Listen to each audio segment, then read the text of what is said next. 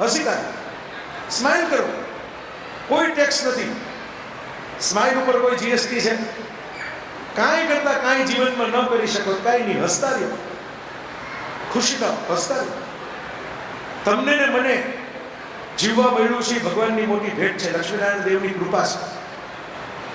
અમેરિકામાં એક ઘટના બનેલી, એક મોટા વિયેટનામનું યુદ્ધ થયું હતું ત્યાં, અને ફ્લાઇટના બહુ મોટા કમાન્ડર હતા, અને એમણે પેરાશૂટથી પોતાનો જીવ બચાવ્યો હતો હીરો તરીકે. આપણો અભિનંદન જેમ પાયલોટ હતો ને પાકિસ્તાનમાંથી હીરો તરીકે આવ્યો, એને પણ હીરો તરીકે પાછા આવ્યા કે આ ભાઈ આમને કારણે આપણે યુદ્ધ જીતી ગયા, એ જે જગ્યા હતી એટલો ભાગ જીતી ગયા. અને પેરાશૂટ એમનો ખુલ્લો નહીં, બચીને જીવતા પાછા આવ્યા, નહીં તો એમનો મૃતદેહ આવે. સન્માન થયું, આખા અમેરિકામાં હીરો તરીકે એમની પૂજા થઈ. આ આપણા જે ફાઇટર કમાન્ડર હતા, બહુ મોટા માણસ, એને કારણે આટલી સિદ્ધિ મળી. ઉંમરને કારણે એમને રિટાયરમેન્ટ લેવાનો દિવસ આવ્યો. રિટાયરમેન્ટ લેવાનો દિવસ આવ્યો તો બધા એમના જે સાથી કર્મચારીઓ હતા એમને ફંક્શન રાખ્યું, પાર્ટી રાખી. પાર્ટી પૂરી થઈ, એની પોતાની ગાડીમાં બેસવા જતા હતા, બધો હોલ વિખરાઈ ગયો. ત્યારે મેળાવડો પૂરો થયો, ત્યારે ગરીબ માણસ સાઈડમાં દરવાજે ઊભો હતો, કારણ કે પાર્ટીમાં એને આમંત્રણ તો હતું. એમણે કીધું કે સર મારે તમારી સાથે હાથ મિલાવવો છે. તો પેલા રિટાયર્ડ કર્નલ સાહેબ હતા, એમને હાથ મિલાવ્યો. હાથ મિલાવીને કીધું ભાઈ હું તો તમને ઓળખતો નથી. તો કે હા સાહેબ તમે મને નથી ઓળખતા, પણ હું તમને ઓળખું છું. તમે અમારા દેશના નાયક છો, હીરો છો, તમારે કારણે દેશની આબરૂ ઊંચી થઈ છે. આજે તમારો નિવૃત્તિનો સમારંભ હતો, મને તો અંદર આવવા મળે નહીં, એટલે હું દરવાજે ઊભો હતો કે આપ બહાર આવો તો એકવાર હાથ મિલાવો. તો કર્નલ સાહેબે કીધું કે તમને મારા વિશે કેવી રીતે ખબર પડે? કારણ કે મારા કંઈ છાપામાં રોજ ફિલ્મ સ્ટારની જેમ ફોટા તો આવતા નથી, મને ઓળખી જાઓ. પેલા ભાઈએ કીધું સાચી બનેલી ઘટના છે.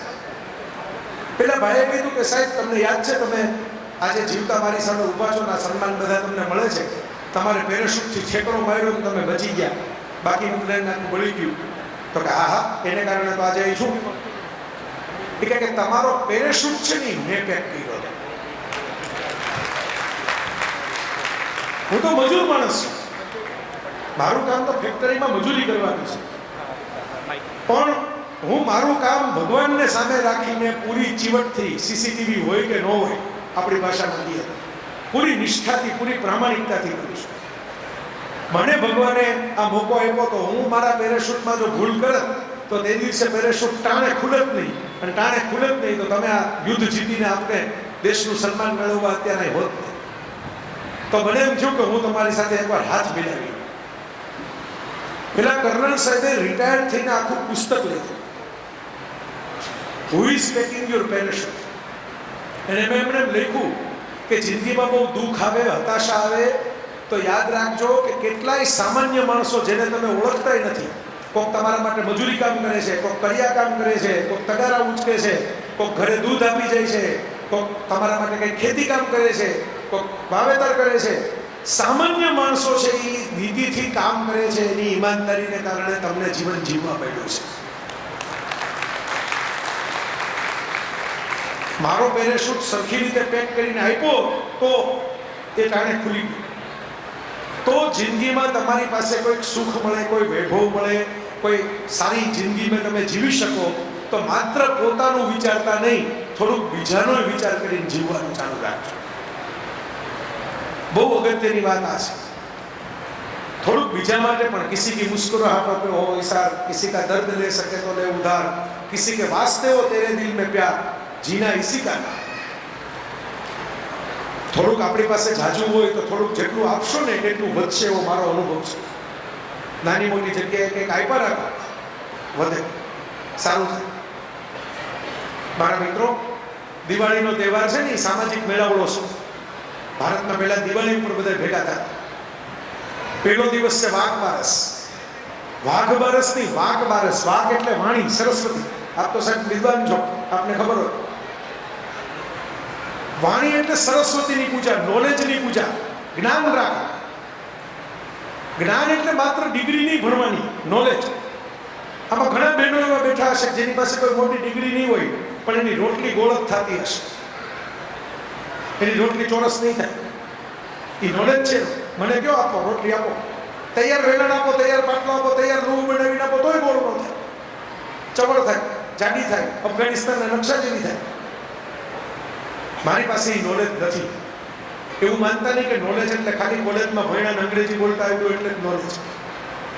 નોલેજ કોઈ પણ બાબતનું હોય છે. ઘણાને રંગોળીમાં રંગ કેમ પૂરવો એનું નોલેજ હોય, ઘણાને પતંગ કેમ ચગાવવી એનું નોલેજ હોય, ઘણાને પાણીમાં કેમ ઠેકડો મારવો એનું નોલેજ હોય. તો પેલું છે જ્ઞાન, નોલેજ. બીજું છે ધનતેરસ. ધન એટલે ધન નહીં. ભારત સરકારે તો હવે જાહેરાત કરી છે, ગયા વખતે કરી હતી, ગઈ દિવાળી. ધન એટલે ધન્વંતરી દિવસ, આરોગ્યની પૂજા, તબિયતની પૂજા. અમારા ભીખુદાન ગઢવી એવું કે સુખી માણસ કોને કહેવાય? કે પોલીસ જેની પાછળ ન ભાગતી હોય, પોતે ડોક્ટર પાછળ ન ભાગતો હોય, એ સુખી. તમે એવા ધંધા ન કર્યા હોય, પોલીસ વાળા તમને ગોતતા હોય, અને તમારી એવી ખરાબ તબિયત ન હોય, તમે ડોક્ટરને રોજ ગોતતા હોય. માણસ શું કરે? પેલા પૈસા કમાવા માટે તબિયત બગાડે, પછી તબિયત કમાવા માટે પૈસા બગાડે, બધું હિસાબ સરભર કરી નાખે. તો ધન એટલે ધન્વંતરી, આરોગ્ય, એની પૂજા. શરીર સાચવવું, સારું રાખવું, સારું ખાવું પીવું, જીવવું, થોડી કસરત કરવી, આટા ફેરા કરવા. જો પણ આટલા કર્યા તો ખરા. કારણ મારે ગાડીમાં જ બેઠા રહેવાનું આવે નહીં, તો હમણાં બેસી દઈશ, ગણપતિની જેમ ગોઠવાઈ દઈશ. તો હરતું ફરતું શરીર રાખવું તો જ મોજ થશે જીવનમાં. શરીર વગરની મોજ થવાની નથી. એક ઉંમર પછી પગથિયા કરવા અઘરા પડશે, ખાવું પીવું અઘરું પડશે. તો હું તો ત્યાં સુધી કહું કે જિંદગી જીવી લો પેલા પોતાના માટે, બીજું કાંઈ ન કરો. વર્ષમાં એક અઠવાડિયું બ્રેક લઈ કુટુંબ અને મિત્રો સાથે કંઈક જવાનું રાખો, ભેગા જમવાનું રાખો. આજે યાદો બનાવશો, કોકની શરીર હાલતું બંધ થશે તો યાદોના સહારે 10 વર્ષ નીકળી જશે. આપણે અહીં ગયા હતા, આવો જલસો કર્યો હતો, હિમાલય ગયા હતા, દુનિયામાં કંઈક બીજે ફરવા ગયા હતા, બગીચો જોયો હતો, આ મંદિર જોયું હતું. અનુભવોમાં પૈસા નાખશો ને એ પાછળથી વધશે. વસ્તુઓમાં નાખશો ને પાછળથી કિંમત ઘટશે. ગાડી તમે 1 કરોડની લીધી હશે, વેચવા જશો ત્યારે 15 લાખની થઈ ગઈ છે. પણ અનુભવ 1 કરોડ ખર્ચીને લીધો હશે ને, એ જેમ જેમ યાદમાં વધતો જશે ને એનું મૂલ્ય વધતું જશે. એટલે આરોગ્ય સરખું રાખજો, ફિટનેસ રાખજો, હરજો ફરજો, થોડું જીવી લેજો. શ્વાસ પૂરા થાય પહેલા. ભગવાને આપણને દુનિયાના પાર્કમાં મોકલા છે, પાર્કિંગમાં નથી મોકલા કે એક્ઝિટના ગેટ ઉપર કોઈક તેડવા આવેલી રાહ જોવાની હોય. થોડોક આનંદ માણી લ્યો, થોડીક મજા કરી લ્યો. ઘણા લોકોને મેં જોયું છે, આપણે નવો આઈસ્ક્રીમ ખવડાવવા જાય ને કે બહુ સારો જાંબુનો આઈસ્ક્રીમ છે, ચાખો તો ખરા. તો જાણે આપણે ઓલું 3 દિનના કબજિયાત પછી એરડિયાનો પ્યાલો આપ્યો હોય ને એવું મોટું કરે. મફતમાં એક નવો આઈસ્ક્રીમની તમને ન ભાવે તો આખો કપ ન ખાતા, ચમચી તો ચાખો. જિંદગી જાણો તો ખરા, માણો તો ખરા, જીવો તો ખરા થોડું. તો ધનતેરસ પછીનો દિવસ છે કાળી ચૌદશ. એટલે ઓલા વડા કાઢમાં આવીને ગોળ ચકોડા કરો, કકડાટ કાઢો. હવે તો વસ્તી વધી ગઈ, ભીડ વધી ગઈ, ગાડી વધી ગઈ, જગ્યા છે નહીં ગઈ કુંડાળા કરવાની. કે કુંડાળા કરી આવો તો બીજેની કકડાટ કરવા આપણી ઘરે અમારે દિવાળીમાં આવે કે અમારા ઘરની સામે નાખી ગયા. ફ્લેટમાં રહેવા મીંડા માણસો, આંગળા તો જતા રહ્યા. એટલે મારા મિત્રો, કાળી ચૌદશ એટલે પરાક્રમ, અભય, હિંમત, કલેજું, જીગર. કચ્છી કડવા પાટીદાર સમાજ પાસે છે એ જીગર. જીગર મોટું રાખો, કલેજું મોટું રાખો, હિંમત મોટી રાખો. સમસ્યા આવે તો એમ ન કહો કે oh God I have got a big problem. એમ કહો કે oh problem I have got a big God. અમે લક્ષ્મીનારાયણના ભક્તો છીએ, અમારી સામે પ્રોબ્લેમનું શું આવે? તુમ રક્ષક કા હું કો ડરના. હનુમાન ચાલીસામાં છે ને, તુમ રક્ષક કા હું કો ડરના. એટલે કરે છે. જો શરીર મોટું હશે, પૈસા ખૂબ હશે, તબિયત સારી હશે, જ્ઞાની હશે, પણ હિંમત નહીં હોય ને તો કંઈ થશે નહીં. એમને ઊભા રહેવું પડશે. મેં જોયું છે કે હટ્ટા કટ્ટા 6.5 ફૂટના માણસને 5 ફૂટનો દુબળો પાત્રો માણસ છે એ હિંમતથી મારી જાય છે. આ સચિન તેંડુલકરની ક્યાં હાઈટ હતી? બરાબર, વજનદારમાં વજનદાર બેટ સચિનનું હતું, અને એના જોડે એને ઊંચા 6.5 ફૂટના બધા બોલરો ધોકાવ્યા આખી દુનિયા. ઓસ્ટ્રેલિયાના હોય, વેસ્ટ ઇન્ડિઝના હોય. હું તો કહેતો જાઉં છું કે ભગવાને જે આપ્યું ને એમાં સુધારાની માથાકૂટ બહુ ન કરવી, હિંમતથી જીવવું. બરાક ઓબામાની ચામડીનો કલર ફરે, કાળામાંથી ધોળો થાય, 14 दिनों में કે ગોરાપન કે અહેસાસ વાળા ક્રીમ વાપરે તોય ન થાય.